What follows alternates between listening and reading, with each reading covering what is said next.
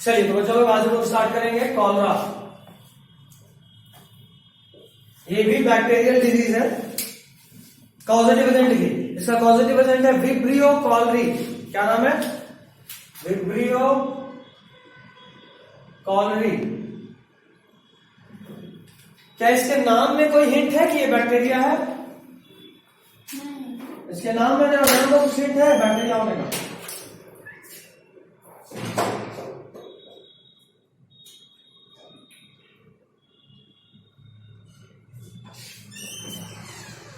कोई नहीं। या तो बैक्टीरिया का शेप 4 तरह का था, विब्रियो, कॉमालाइट, ये बैक्टीरिया का शेप था।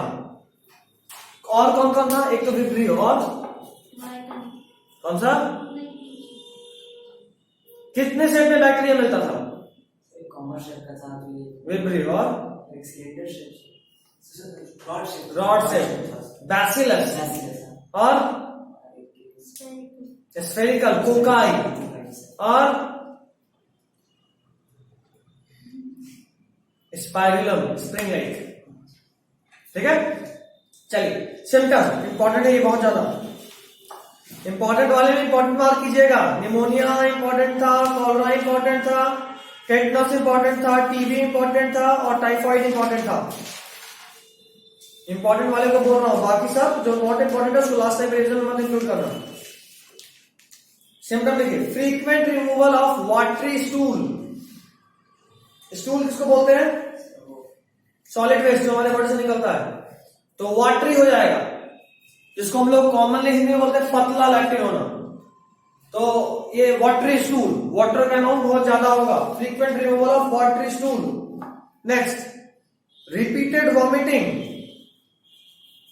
Repeated vomiting, repeated vomiting. Next, acute dehydration. जो पेन ऊपर पकड़ो थोड़ा, बस नहीं कुछ ज्यादा हो गया, थोड़ा सा नीचे, बस। एक्यूट डिहाइड्रेशन, एक्यूट मतलब बहुत ज्यादा, डिहाइड्रेशन मतलब पानी का कमी होना, acute dehydration. Next, oral rehydration therapy is given, इसमें स्पेशली है ओरल रिहाइड्रेशन। नाम सुने उसका? सब लोग जानते हैं ओरल रिहाइड्रेशन थेरेपी के बारे में। अच्छा, सुने? ज्यादा पेट खराब हो तो ओआरएस घोल के पी लो, पैकेट आता है, मेडिकल शॉप से लेते हैं और पैकेट घोल के पीजिए, या फिर ये नहीं तो नींबू चीनी पानी, नींबू नमक चीनी पानी, हाँ चीनी। Oral rehydration therapy is given, इससे बॉडी में आयरन का और वाटर का बैलेंस मेंटेन हो जाता है। नेक्स्ट, अगर बहुत ज्यादा हो तो saline with dextrose is given. पानी चढ़ाते हैं ना, जो पानी चढ़ाते हैं उसको बोलते हैं स्लाइन। क्या बोलते हैं? स्लाइन। याद रखना, ये 0.9 mNaCl होता है। क्या होता है? 0.9 mNaCl। इसका मतलब M फॉर मोलारिटी। जाहिर सा बात है, आपका ब्लड का कुछ कंसंट्रेशन है, और जो पानी आपकी बॉडी में जा रहा है अगर उसका कंसंट्रेशन आपके ब्लड के कंसंट्रेशन से ज्यादा होगा तो ऑस्मोसिस के थ्रू आपके आरबीसी, डब्ल्यूबीसी और प्लेटलेट से पानी निकलेगा और वापस से ब्लड में आएगा, प्लाज्मा में। या फिर अगर आप जो डाल रहे हो वाटर आपके बॉडी में वो डिस्टिल्ड वाटर है, कोई आयनिक कंसंट्रेशन नहीं है, तो आपके डिस्टिल्ड वाटर वाला पानी आपके आरबीसी, डब्ल्यूबीसी और प्लेटलेट्स में जाएगा और उसको बर्स्ट कर देगा।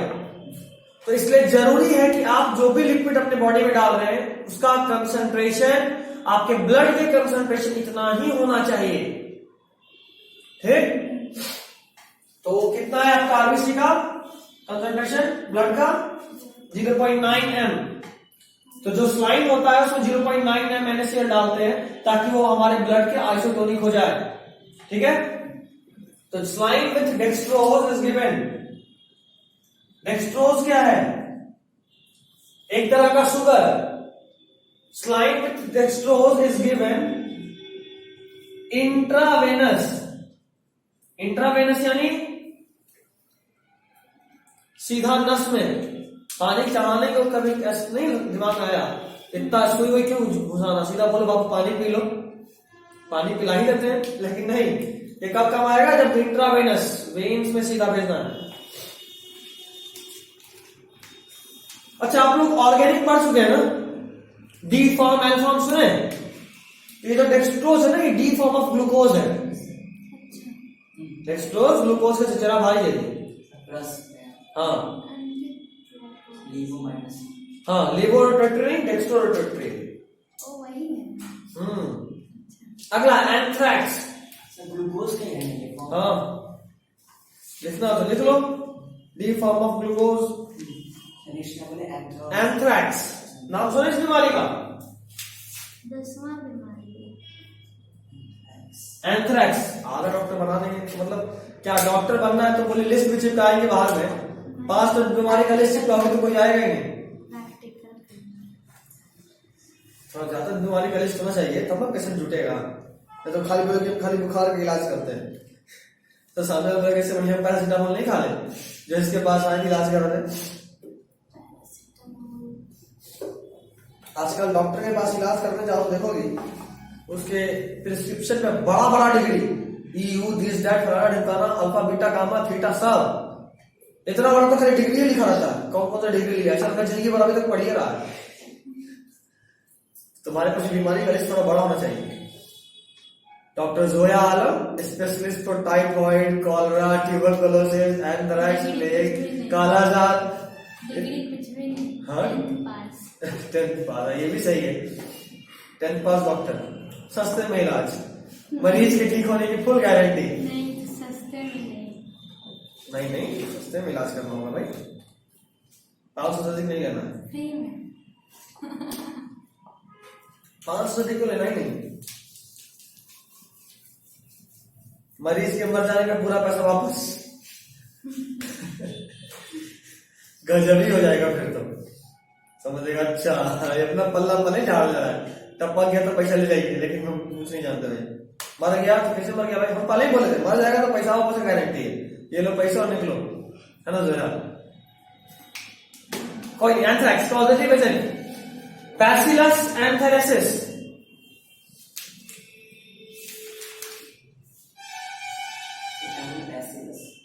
हाँ, bacillus एंथेरेसिस।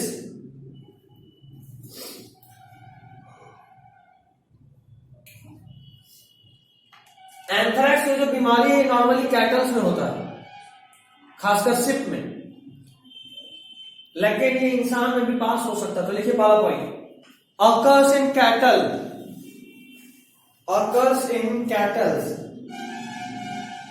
but can pass to humans, but can pass to humans, occurs in cattle but can pass to humans। हो गया? Next point, it is a gut disorder, it is a gut disorder. हो गया? चलिए next study बनाइए, viral disease.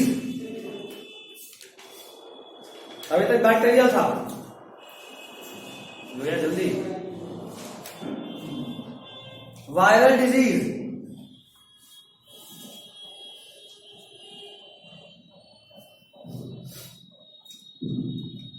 पहला बीमारी लिखिए रनाइटिस।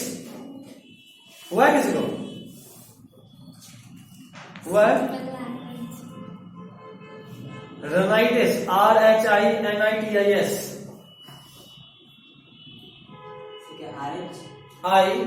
INITIS, रनाइटिस। ये हमको है,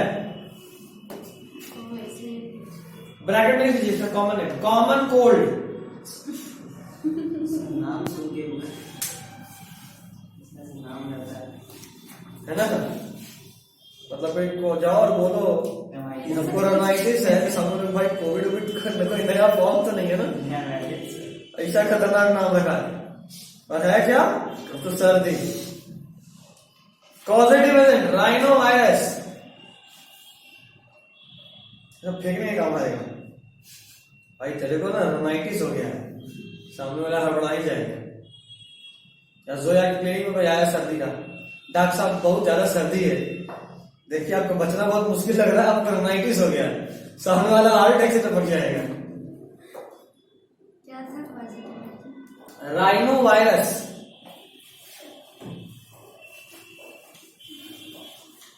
राइनो वायरस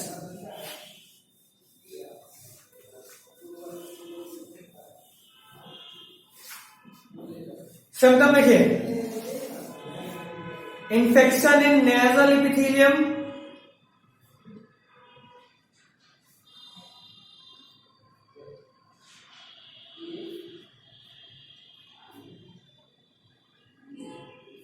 सेकेंड स्नीजिंग, खूब छींकाना,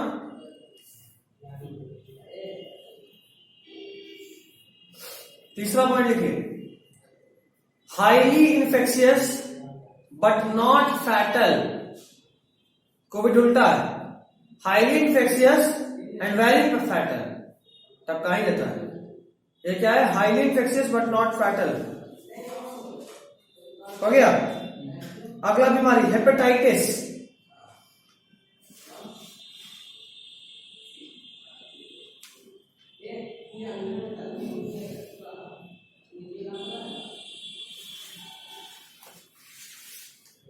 हेपेटाइटिस, हेपेटाइटिस कॉजेटिव एजेंट, देखिए different types of virus strain, virus है तो इसका अक्सर बहुत सारा स्ट्रेन होगा, कोविड तो पूरा पूरा वायरोलॉजी सिखा दिया हम लोगों को, पहले हमको पढ़ाना पड़ता था, उसको समझाना पड़ता है स्ट्रेन क्या होता है, तो उसे स्ट्रेन बोलने का काम हो जाएगा। Different types of virus strain, bracket में लिखिए A to F, जैसे कैसे कोविड में आया, delta, beta, gamma, alpha, Omicron, this that banana, A TO2F,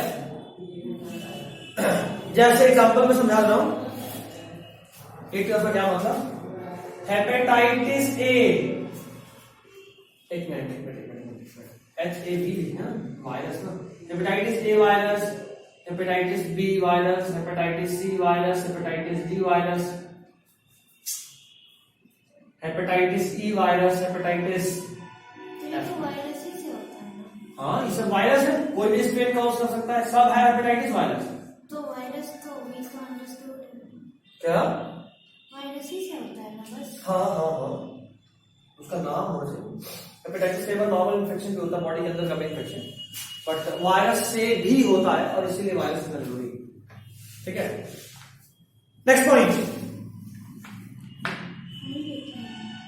इसका जरूरत भी नहीं, ये हम बस बता दिया, इसलिए तो ये जेनेटिक है डिसऑर्डर, नहीं नहीं, मतलब पासवर्ड हो सकता है, पासवर्ड होता है, एक जनरेशन से दूसरा जनरेशन नहीं होता।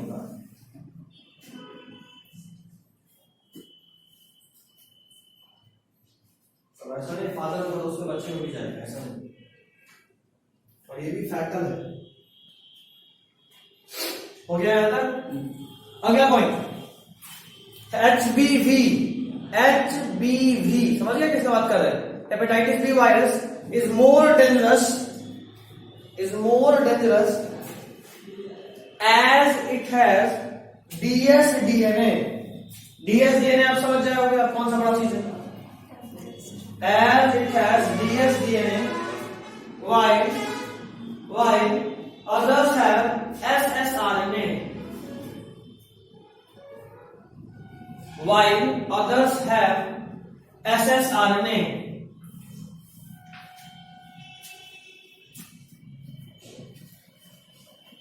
HBV को ना, HBV को हम लोग ऑस्ट्रेलियन एंटीजन भी बोलते हैं, HBV is also called Australian antigen, extra लिखो, HBV is also called Australian antigen, Australian antigen, common या फुल स्टॉप में क्वेश्चन में कंटिन्यू करो, this strain can transmit through fluid, ये बॉडी के किसी भी फ्लूइड से ट्रांसमिट हो सकता है, इसीलिए हेपेटाइटिस बी का अगर इन्फेक्शन है तो आप किसी इन्फेक्टेड पर्सन के पसीना यानी स्वेट में भी कांटेक्ट में आ गए तो भी हो जाएगा, किसिंग से भी हो जाएगा, सलाइवा से। ऑस्ट्रेलिया आइडेंटिटी ऑस्ट्रेलिया में sweat can also transmit through fluid and so also called serum hepatitis and so also called serum hepatitis.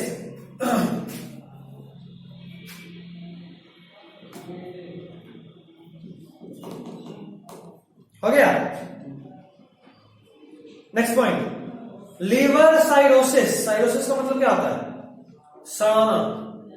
Liver cirrhosis is caused by B-type virus.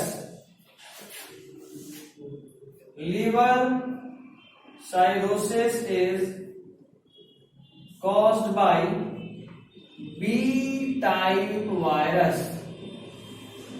Liver cirrhosis is caused by B-type virus.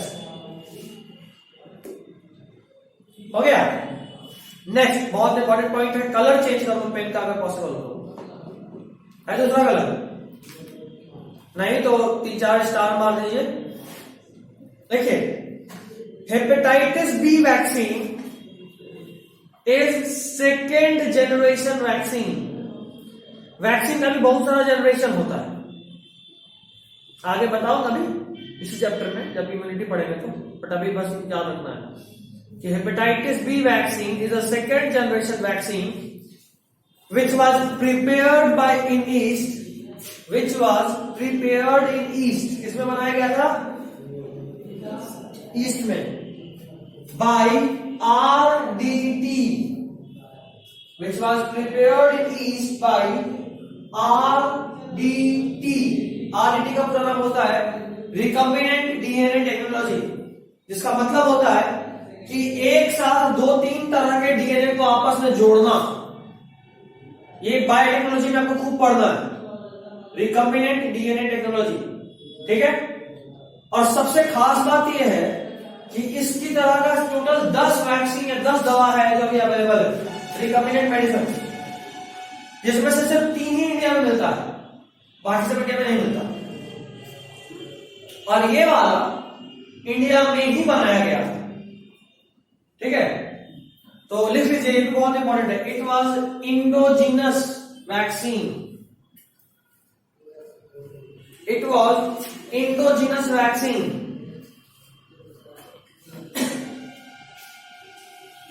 हो गया। Next, सब heading बनाओ, jaundice, सब heading. Hepatitis में ही सब heading बनेगा jaundice, सब heading बनेगा jaundice.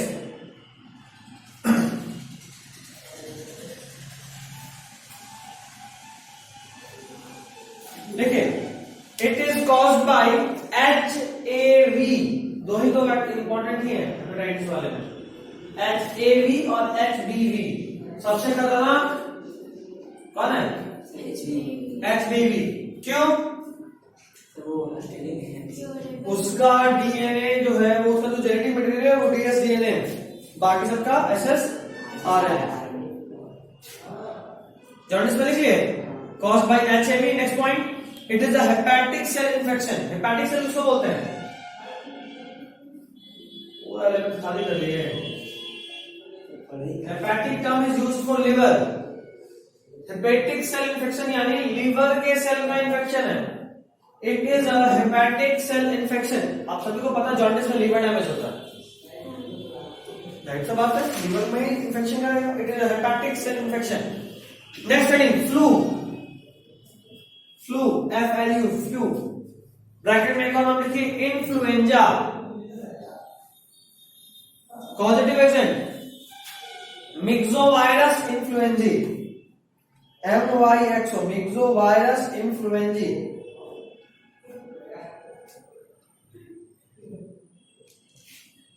Causative agent is Myxovirus influenzae, ठीक है। ये सब जो बेकार है उसका सिम्टम लिखवाने कोई मतलब नहीं बनता। अगला, स्मॉल पॉक्स। नहीं, नेक्स्ट डिजीज, स्मॉल पॉक्स।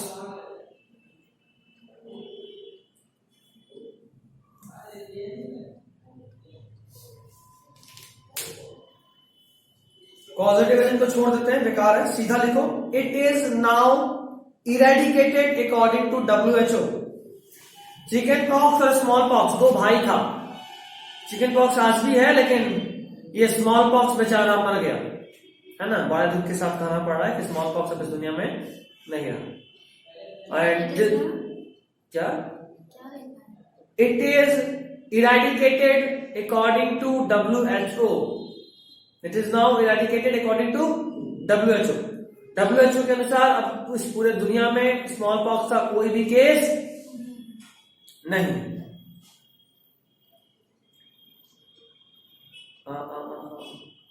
तो दो नाम याद आ रहा है, but I am still confuse. एक नाम है ओमपुरी और दूसरा नाम है अमरीशपुरी। अमरीशपुरी मर गई। दोनों मर गए। अमरीशपुरी वो जो बोगैम्बो ऐसा बना था, ये कौन था? ओमपुरी या अमरीशपुरी? करण अर्जुन देखे हैं? हाँ। ओमपुरी नहीं, वो अमरीशपुरी था। चलो ठीक है। उसका छोटा वाला भाई का नाम ओमपुरी था। चेहरा याद आ रहा है? हम नहीं देखे। रुक, हम उसका फोटो ही दिखा इसका देते हैं। प्राइमरी से क्या क्या है? बस याद आ गया, तुझे मिलवा देते हैं। आपके ओमपुरी इमेज। हाँ, मिल गया, मिल गया, मिल गया, मिल गया, मिल गया। लग रहा था इसमें यार। ये रहा। बात जानते हो इसको? हाँ, इसको पहचानते हैं। ओह, जैसे बोलते थे इसी से घर के बगल में रहता था। देखो इस चेहरे पर निशान है।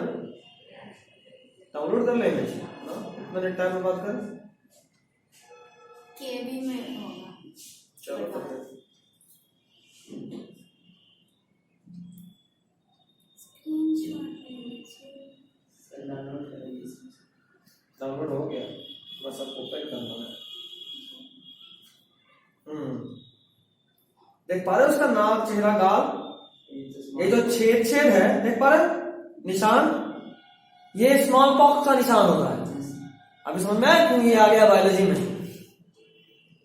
तो जब स्मॉल पॉक्स होता है तो कुछ समय के बाद ठीक भी हो जाता है, लेकिन ठीक होने के बावजूद अपना निशान छोड़ के जाता है कि yes I am here, do not fear, है ना।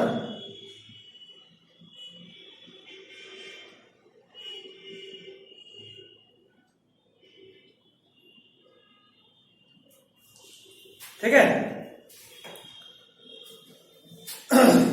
चलिए अगला, चिकन पॉक्स।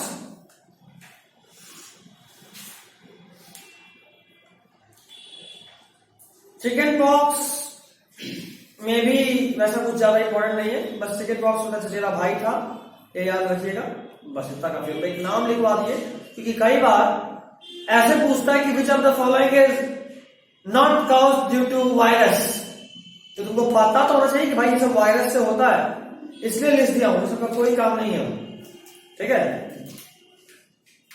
अगला पोलियो।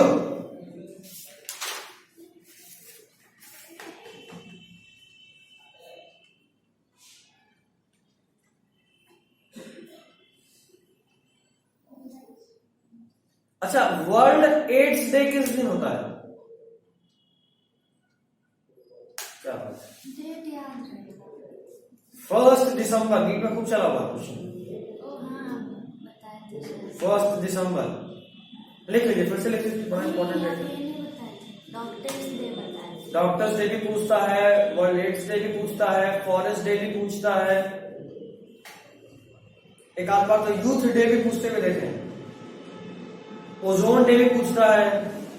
सब हाँ, नीट में ओजोन डे का मतलब इकोलॉजी पढ़ना है ना आपको, वहां से ओजोन आ गया, यूथ मेंटल हेल्थ से घुस गया। तो जब हम लोग पढ़ रहे थे तो उस वक्त हमको सर 2 और लिखवाए थे, एक था मलेरिया डे और एक था मॉस्किटो डे। तो हम लोग अफवाह उड़ा दिए थे कि सर ये जो मेरा सबसे अच्छा दोस्त है इसका बर्थडे मॉस्किटो डे के दिन है, और ये वही जिसमें तुम लोग मिली थी। कौन? संकेत, जो सिने में उसे लिखा था, अभी गया मेडिकल कॉलेज में है। नहीं मिले हैं। अच्छा, मिली नहीं हो, बोल देते हैं संकेत तुमसे मिलने के लोग इंतजार कर रहा है फूल का माला लेके। नहीं, अगर बोलेगा नहीं चाहिए तो बोलेगा कोई नहीं, टपकने के बाद काम आएगा, रख ले, कोई नहीं। सर यहाँ पे 11th क्लास था।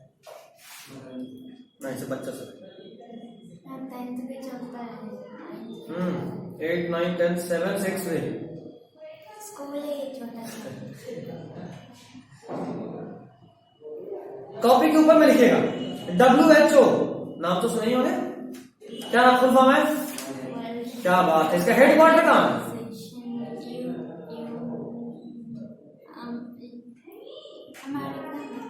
अमेरिका है। लिखिए।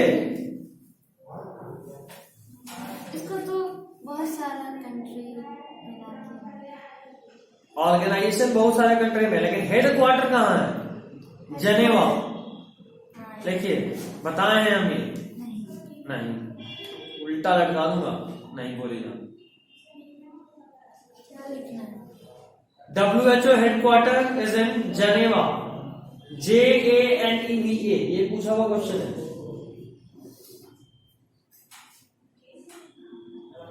तुम पहली बार सुन। कोई बात नहीं। बोलियो, पॉजिटिव प्रेजेंट। अच्छा नाम बताएं, खराब नाम बताएं। वैसे तो दोनों ही अच्छा है सर, पॉजिटिव प्रेजेंट का नाम। पहले खुश होना है, पहले दुखी होना? पहले दुखी। लिखो, पॉजिटिव प्रेजेंट इज पिकॉर्ना वायरस। खुश होना छोड़ो, उतर नहीं कभी और खुश। वायरस कुछ भी करवा दें। इसको पोलियो वायरस भी बोलते हैं। ज्यादा आसान है ना।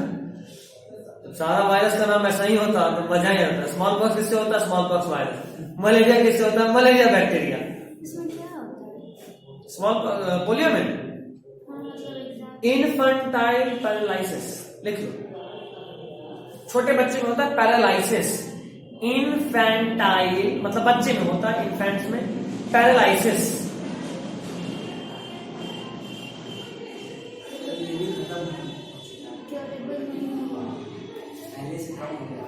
सुनते हैं जरा से कहानी। लिखो पहला point, it causes paralysis in muscles. It causes paralysis in muscles. Madam में शांत करना पड़ेगा क्या? क्या बोलते हो जोया, बताओ। जाओ शांत करा गया तो तुम्हें को सब बच्चा सोच के भगा देगा। इसकी दिखती है, कोई मानेगा नहीं। मैडम सीनियर है आप, सीनियर लगती नहीं, सीनियर कैसे हो गई? अच्छा, डर हो। फैजान को भेजो तो कोई मानता भी कि भाई सीनियर है, तो हट्टा कट्टा लगता है। स्टार्टिंग में जब हम पढ़ाना शुरू किए थे 2017 में, तो जस्ट हम 12th पास थे, मतलब तुम लोगों से 5-6 महीना बड़े। और स्टार्टिंग में सीधा क्लास 7 में पढ़ाना। तो जब पहला दिन क्लास में घुसे थे तो कोई बच्चा खड़ा ही नहीं हुआ, सबको लगा कि पीछे आके बैठने वाला है। हम पहले घूमते हुए पीछे गए तो बच्चा सब घसक गया। बैठो भाई, बाहर लोगों को बताया कि सर है। और 2-4 दिन तक तो लोग भरोसा ही नहीं कर रहा था। अब हमको भी टेंशन हो गया, यार कोई मान ही ना सर है, अब क्या करें? तो उस वक्त जबरदस्त वाला दाढ़ी बढ़ा लिए थे, ये यहां तक घना दाढ़ी है मेरा। तो लग रहा था कि हाँ थोड़ा बड़े आदमी। और तुम लोग से जस्ट जूनियर में अंजलि भी देखिए, अंजलि भी बताएगी तुम लोगों को, वो भी स्टार्टिंग से यहाँ है तो जानती है बहुत शुरू से। खौफ था, मेरा भी दाढ़ी का खौफ था। खतरनाक लोग में जाते थे, देखते ही बच्चे लोग डर कर रो रहे। अच्छा, 12th में खौफ खत्म हो गया? नहीं, सब ऑनलाइन का कमाल है। कोई बात नहीं, हम लोग अभी भी डरती। गुड, ऐसे ही झूठ को बोला करो, अच्छा लगता है। अगला देखो, पल्स पोलियो। नाम सुने इसका? शांत करा ही देते हैं, करते ही जाएंगे।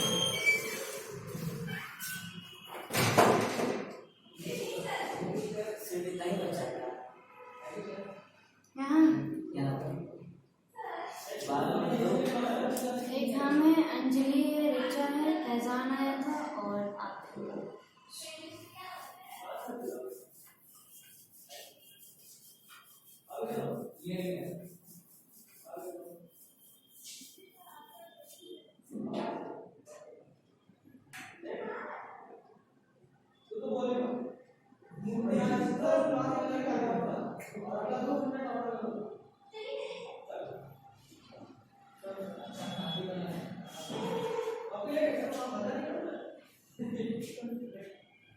किसी को नहीं लेके आना है, हम पढ़ेंगे ही नहीं।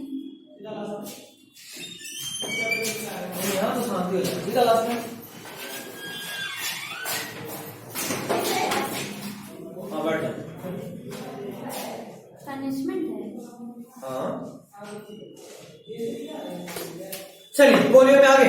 पल्स पोलियो ये 1994 में स्टार्ट किया गया था इंडियन गवर्नमेंट के द्वारा, और इस प्रोग्राम के शुरू होने के बाद इसके पहले तक ना हर घर में कोई ना कोई पोलियो केस था। हर घर में कोई ना कोई पोलियो केस जहाँ बच्चा पोलियो पेशेंट है।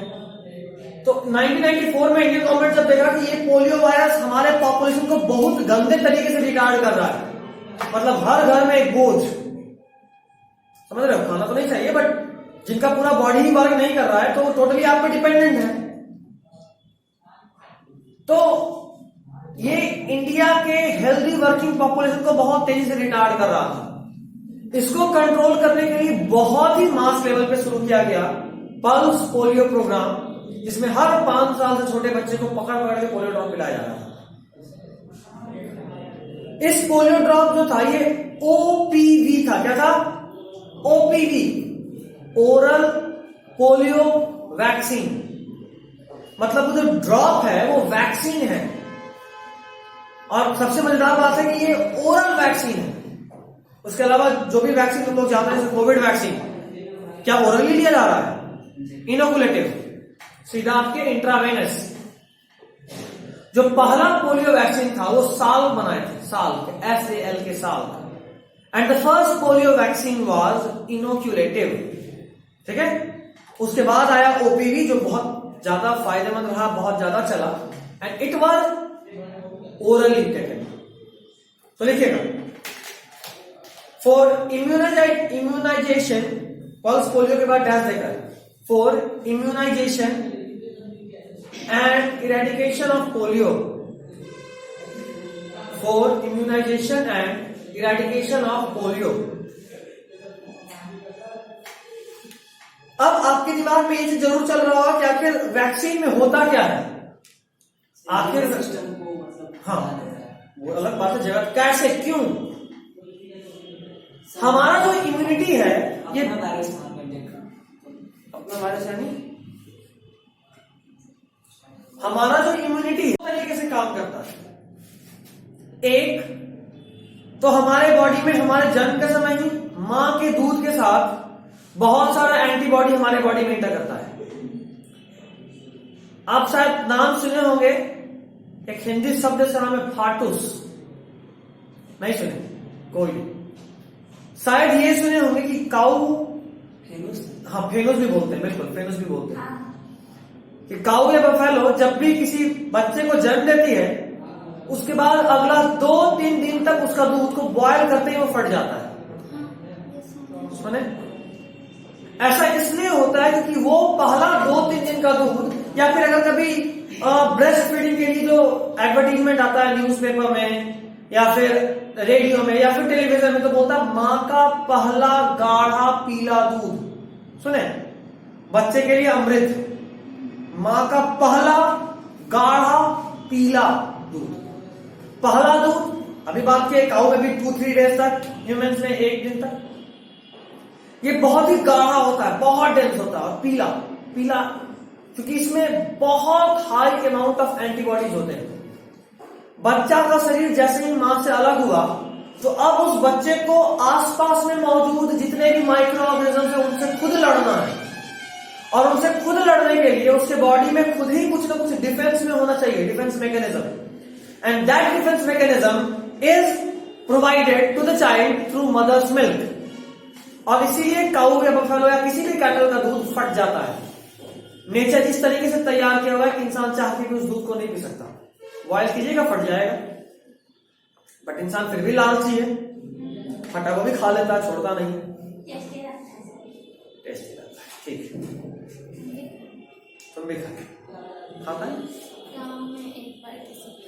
बट माइंडेड ये उस बछड़े के लिए होता है। बछड़ा जितना ज्यादा उसको पिएगा उतना ज्यादा न्यूट्रिशन मिलेगा।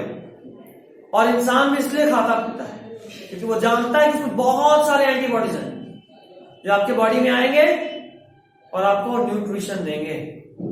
ठीक, तो होता ही एक तो ये तरीका। दूसरा तरीका कि जब भी कोई बैक्टीरिया या वायरस या कोई भी चीज जो आपके इम्यून सिस्टम को ट्रिगर करे, इरिटेट करे, उसको फॉरेन मटेरियल भी बोलते हैं, फॉरेन बॉडी, या कोई भी चीज जो आपके एंटीबॉडी को इम्यून सिस्टम को जगा दे, उसको बोलते हैं एंटीजेन। मान लो ये क्लास, इस क्लास में कोई बाहरी आदमी अगर आएगा, जैसे बात है मेरा ध्यान अपनी तरफ खींचेगा, अब जो भी चीज जो मेरा ध्यान खींचा अगर इम्यून सिस्टम है तो हम उसको बोलेंगे एंटीजेन। क्या बोलेंगे? एंटीजेन। और जैसे ही हम उस एंटीजेन को देखेंगे तो उसके रिस्पॉन्स में हम भी तो कुछ करेंगे। जैसे मान लो इसमें एक सांप आ गया तो मेरा ध्यान खींचा वो एंटीजेन है, उसके रिस्पॉन्स में क्या करेंगे? फटाफट या तो उसको पकड़ने का कोई उपाय करेंगे, डंडा निकालेंगे कि मार ही दो। तो जो पकड़ने का उपाय या जो डंडा था जिसके थ्रू हम उससे लड़ेंगे, कोप अप करेंगे, उसका नाम होता है एंटीबॉडी। क्या नाम है? एंटीबॉडी। जो आपके इम्यून सिस्टम को ट्रिगर करे नाम है एंटीजन, और उसके रिस्पॉन्स में जो आपका इम्यून सिस्टम बनाया उसको बोलते हैं एंटीबॉडी। जब भी पहली बार, जैसे मान लो कोई एक अजीब सा जानवर इस क्लास में आ जाए जिसको कभी जानते ही नहीं, तो हम कोशिश करेंगे कि हम भागें। मे बी हमको लग रहा है कि हम उसको पकड़ लेंगे और वो उड़ने वाला जानवर हो तो हमको तो पता ही नहीं क्या है, या हम सोच रहे हैं वो उड़ने वाला लेकिन वो उछलने वाला हो। हम सोचेंगे कि वो कांटे का तबन मरेंगे और पता चला कि वो थूक के भी जहर पहुंचा सकता है। बहुत सारे स्नेक होता है, स्पिटिंग स्नेक, दूर से ही आपके आईज में अपना पॉइजन फेंक देगा। हाँ बिल्कुल।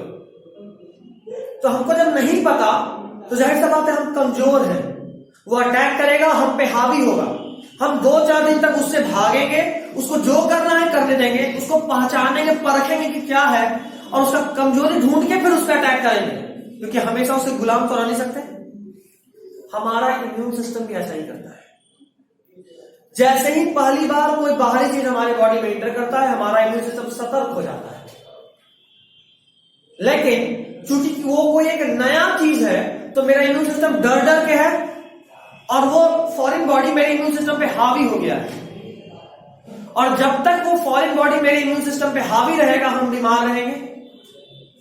ठीक, 3-4 दिन के बाद जब हम ये चीज पहचान लेते हैं कि वो कौन है, कैसे एक्ट कर रहा है, उसकी कमजोरी कहां है, हम कहां पे अटैक करके उसको मार सकते हैं या न्यूट्रलाइज कर सकते हैं, हम फिर अटैक करते हैं और 4-5 दिन के बाद फिर हम ठीक हो जाते हैं। जैसे मान लो सर्दी हुआ, यानी वो वायरस आपके बॉडी पे हावी हो गया। जैसे ही वायरस आप पे हावी हुआ आप कमजोर हैं, 3-4 दिन में आपका इम्यून सिस्टम उस वायरस को परखेगा, जानेगा और फिर अपना एंटीबॉडी बना के उसको न्यूट्रलाइज यानी ब्लॉक कर देगा, तो हम फिर ठीक हो जाएंगे। ठीक, और हमारे इम्यून सिस्टम में सेल होता है, उसका नाम है टी सेल। आगे सब पढ़ेंगे, इम्यूनिटी में जब आएंगे तो पूरा डिटेल में पढ़ेंगे लिखेंगे, मैं सिर्फ सुना रहा हूं कहानी, वहां पर उतना समझाना नहीं पड़ेगा। तो एक सेल है, नाम है टी सेल, जिसका एक और नाम है मेमोरी सेल। ये टी सेल उस बैक्टीरिया, वायरस या उस एंटीजन को याद रखता है। मतलब ये कि मेरे बॉडी में जैसे मान लो एक जो जानवर आया था नया सा, जिसको हम नहीं जानते थे कि कैसा है, बट एक बार जब उसको 3-4 दिन तक परख लिए तो याद कर लिए कि अच्छा ये ऐसे ऐसे एक्ट करता है, हम इसको ऐसे रोक सकते हैं, मान लो गर्दन पकड़ के रोक सकते हैं। तो जब भी अगली बार कभी भी वो जब आएगा तो अब हमको पता है कि इसका गर्दन पकड़ो, हाथ पैर पे मार के कोई फायदा नहीं है, लोहा का बना हुआ बेचारा नहीं मरेगा, उल्टा हम ही हारेंगे। तो सीधा गर्दन पे अटैक करो। तो जैसे ही घुसा हम गर्दन पकड़ लिए तो वायरस मेरा कोई बिगाड़ पाया, आई एम सेफ। तो वैक्सीन, जैसे मान लो अभी कोविड आया तो 2 तरह का बात आ रहा था कि कोविड में कुछ नहीं हो सकता, आप अपना इम्यूनिटी बढ़ाइए। अपना इम्यूनिटी बढ़ाइए मतलब अपने बॉडी में एंटीबॉडी को बनवाइए, अपने बॉडी को यूज टू बनाइए कि कोई भी नया चीज से कैसे लड़ना है। और वैक्सीन क्या करता है? वैक्सीन में अलग अलग जनरेशन, अभी बात की जाए 2nd जनरेशन वैक्सीन होता है, कौन सा? वाह, इतना इंपॉर्टेंट बोला तो फिर भी बोल रहे, पीछे क्या पलट रही है? Hepatitis B vaccine, hepatitis B vaccine 2nd generation.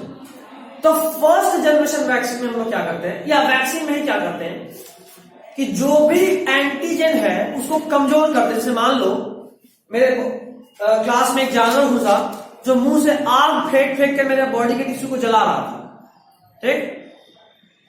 तो जाहिर सा बात है जब भी वो मेरे बॉडी में घुसेगा तो हमको जलाएगा, तो नुकसान तो हो ही जाएगा। तो हम बुद्धि लगा, हम क्या किए, पहले उसको पकड़े, उसके मुंह में 10-15 पैकेट आइस ठूस दिए, बर्फ, और उसके बाद अपने बॉडी में ठेल दिए।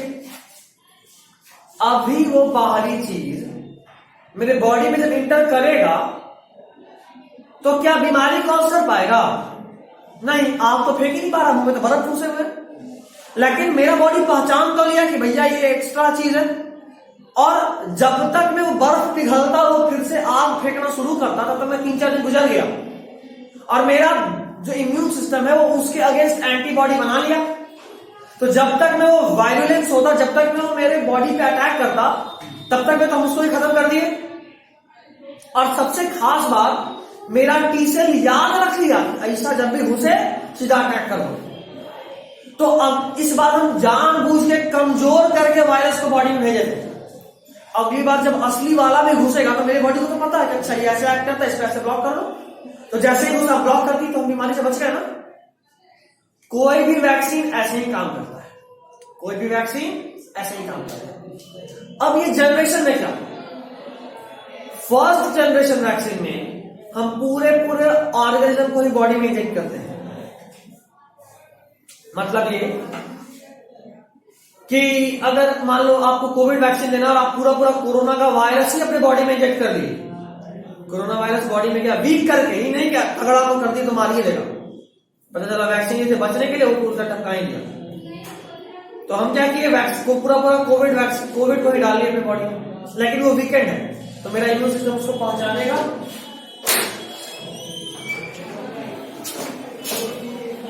मेरा इम्यून सिस्टम उसको पहुंचानेगा, बैठ पीछे बैठ जा, बस खाली हो रहा। इम्यून सिस्टम उसको पहचानेगा, अटैक करेगा और खत्म कर देगा।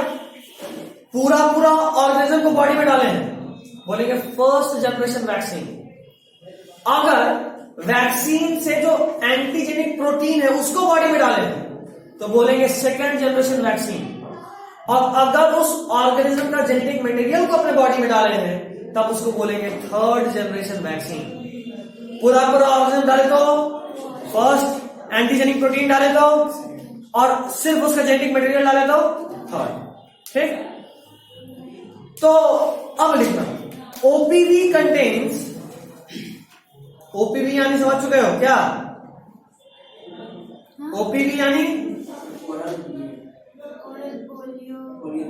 वैक्सीन। देखिए, OPV contains non-virulent form of virus. OPV contains non-virulent form of virus. Non-virulent form of virus which grows in gastrointestinal tract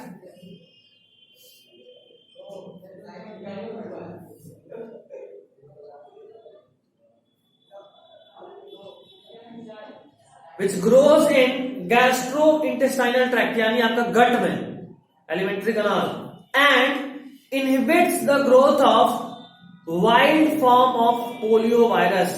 Wild मतलब virulent, and inhibits the growth of wild form of, लिख ले बस 2 minute का तो बात, and inhibits the growth of wild form of polio virus. Wild form of polio virus हो गया। Next point, last case seen in India, polio virus, last case seen in India, last case seen in India was in 2011। 2011 में आखिरी बार case देखने को मिला था, उसके बाद से कोई केस नहीं मिला। वैसे एनसीईआरटी में तब तक कुछ नहीं है, बट हम जहां तक न्यूज में सुने 2-3 साल पहले एक पोलियो का केस फिर से मिला था। ठीक है, कोई बीमारी अगर 10 से अधिक साल से किसी देश में कभी देखने को नहीं मिला तभी उसको इरेडिकेटेड बोलते हैं। तो पोलियो अभी भी इरेडिकेट नहीं हुआ। न्यू केसेस को भले लोग रोक लिया ऑलमोस्ट 0 पे, बट इरेडिकेट नहीं हुआ। चलिए अगला हेडिंग डालिए, 4 नाम लिखवा देना चाह रहे हैं, लिखो। सर। हाँ जाओ, बात मत करना। पहला नाम लिखो, डेंगू फीवर।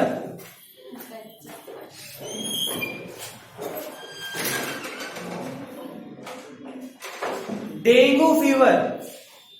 अगला नाम रैबीज, बस बीमारी का नाम लिखिए, फटाफट लिखो। डेंगू फीवर, बीमारी का नाम सर, डेंगू फीवर। अगला रैबीज, रैबीज का एक और नाम है हाइड्रोफोबिया। रैबीज का एक और नाम क्या है? हाइड्रोफोबिया। हाइड्रोफोबिया यानी इस बीमारी में पेशेंट को लास्ट स्टेज में पानी से डर लगता है। मतलब जिसको रैबीज हो गया हो तो उसके मुंह पे पानी छिड़क दो तो भाग जाएगा, इतना डर। तो वो कभी नहीं जाएगा। क्या मर जाएगा वो? सर पानी भी नहीं किया। जाहिर सा बात है, रैबीज हो गया तो मरना तय है। ये नर्वस सिस्टम पे एक्ट करता है, और वो कुत्ता जिसको रैबीज है, जो रैबिट डॉग, उसको भी पानी छिड़कोगे वो डर जाएगा, पहचान होता है। अगले देखो मम्स, MUMPS, मम्स। जो फोड़ा हो जाता है नहीं नहीं, गाल खुला कभी, चाटा खा के नहीं, बीमारी से इन्फेक्शन है, वो मम्स होता है। ये यहाँ फूलेगा, मसूड़ा के पास। नहीं यहाँ यहाँ यहाँ। और ये जो मम्स होता है, ये एक्चुअली में पैरोटिड सैलिवरी ग्लैंड का इन्फेक्शन है। पढ़ाया था, याद आ रहा है? सब सफा चेक। अगला chikungunya. Chikungunya, chikungunya sorry, chicken नहीं, चिकनगुनिया। चिकन याद आ गया। अगला हेडिंग प्रोटोजोवन डिजीज। अगले क्लास में हम लोग प्रोटोजोवन डिजीज खत्म कर लेंगे और इम्यूनिटी शुरू कर देंगे। ये डिजीज सब साढ़े किसमें तीन। है? क्या? ये वाला ये सब वायरल है। अगला हेडिंग डालो, प्रोटोजोवन डिजीज। एनसीईआरटी जरूरी है कल के क्लास के लिए। डेली क्लासों का आपको मैं बता चुका। छुट्टी जैसे ही तुम्हारा हो हमको मैसेज करोगे।